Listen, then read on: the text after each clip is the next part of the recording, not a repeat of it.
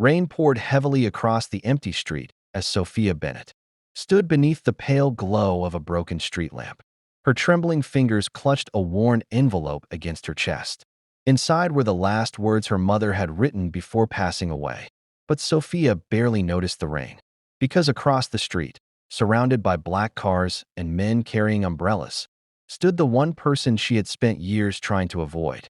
A man feared by thousands. A man whose name whispered through the city like a warning. And somehow, he was looking directly at her. Not with anger, not with danger, but with the eyes of someone who had been waiting for a very long time. What Sophia didn't know was that this man had spent 10 years loving the same woman. And that woman was her. But how could someone like him know her? And why did destiny bring them together on the worst night of her life? The answer would change everything. Long before that rainy evening, Sophia Bennett lived an ordinary life. At 28 years old, she had mastered the art of surviving disappointment. Growing up in a small apartment with a sick mother had forced her to become strong before she ever had the chance to be young. While others dreamed about parties and adventures, Sophia spent her teenage years working after school. Every paycheck helped pay hospital bills. Every sacrifice was made with love. And every night, she would sit beside her mother's bed and listen to stories about happiness. Never chase money, her mother used to tell her. Chase peace, because peace is worth more than anything. Sophia believed those words. Even after life became cruel, even after losing almost everything, she remained kind, gentle, and hopelessly devoted to helping others.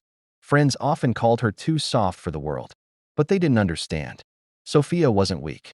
She simply refused to let pain turn her into someone else. Still, deep inside, loneliness followed her everywhere. Years passed. Relationships came and went. Promises were broken.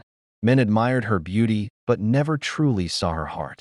Eventually, Sophia stopped expecting miracles. She buried herself in work. During the day, she worked at a bookstore. At night, she cared for her mother. Dreams became responsibilities, and responsibilities became her entire life. Until the day everything collapsed. Her mother passed away quietly in her sleep. Sophia lost the only person who had ever loved her unconditionally. The apartment suddenly felt empty. Silence became unbearable. For months, she moved through life like a shadow, smiling when necessary, pretending she was okay. But inside, her heart was breaking. Then something strange happened. One afternoon, while organizing old boxes, Sophia discovered an old photograph. It showed her mother standing beside an unfamiliar family. There was also a young boy, perhaps 16 years old, standing behind everyone. His expression was serious, yet his eyes were focused on one person. A little girl. A little girl holding a teddy bear. Sophia. She frowned.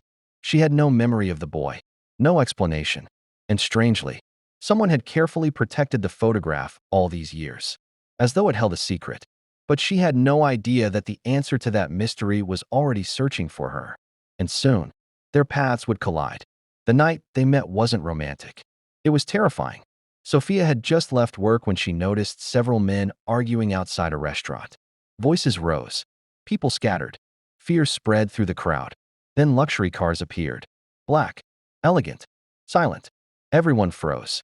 Even the men arguing suddenly lowered their heads. Sophia felt her stomach tighten, because one name echoed through whispered conversations. Adrian Moretti, the most powerful man in the city. Some called him a businessman. Others called him something much darker. Stories surrounded him. Danger, influence, mystery. And now he had arrived. Sophia intended to leave. She wanted no part of whatever world he belonged to. But fate had other plans. As she hurried away, an elderly woman stumbled into traffic. Without hesitation, Sophia ran forward. Brakes screeched. People screamed. And before anyone could react, strong arms pulled both women to safety.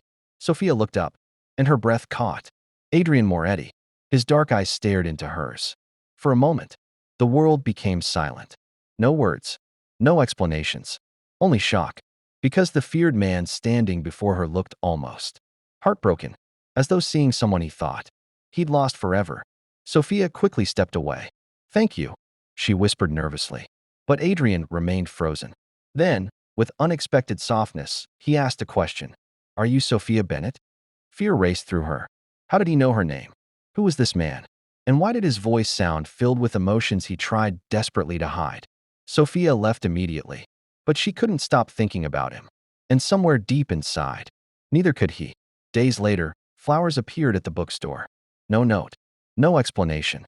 Then books, rare editions she had once mentioned wanting to own. Still no name. Until one evening, a black car waited outside.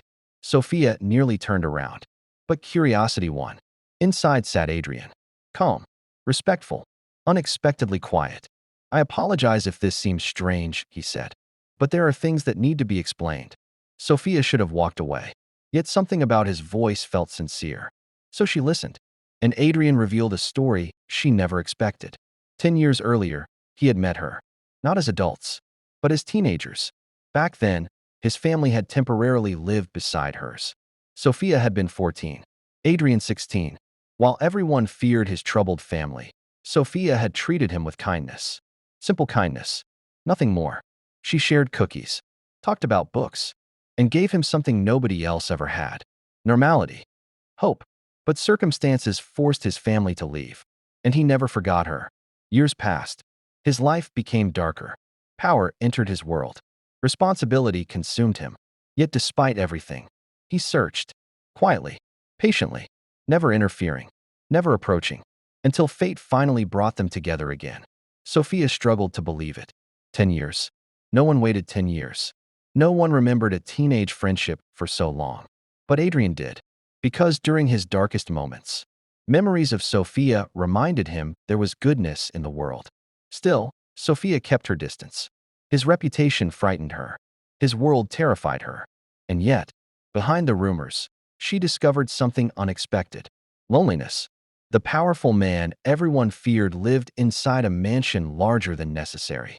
He ate alone, worked endlessly, and carried sadness behind every smile. Sophia slowly realized something strange. Adrian wasn't searching for power anymore. He was searching for peace. The same peace her mother once spoke about.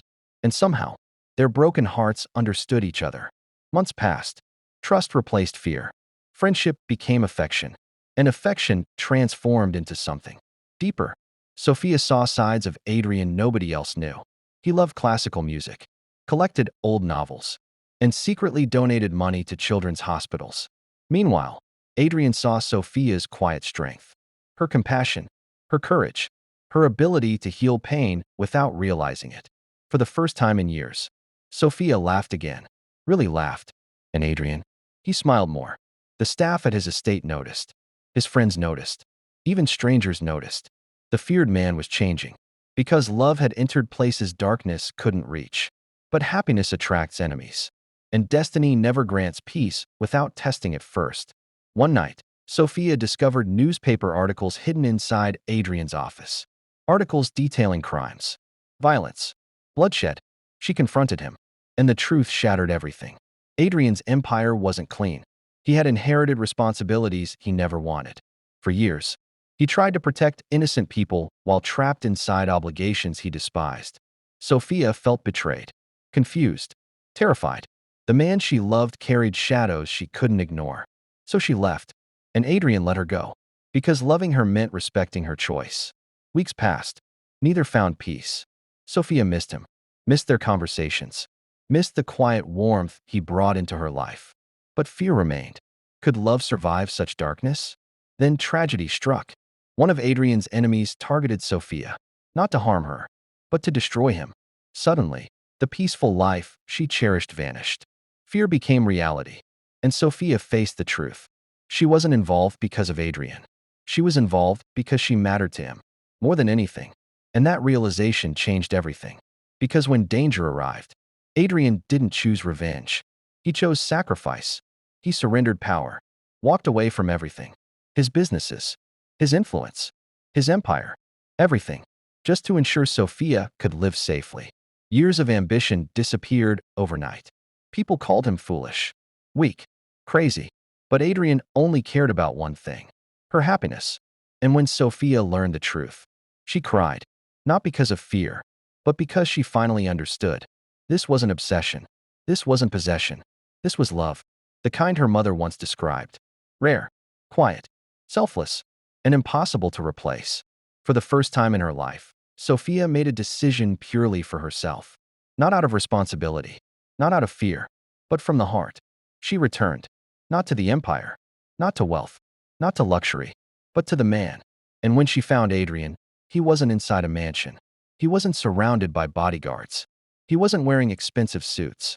He stood inside a small bookstore, holding flowers, smiling nervously, like an ordinary man, because that's all he had ever wanted to be.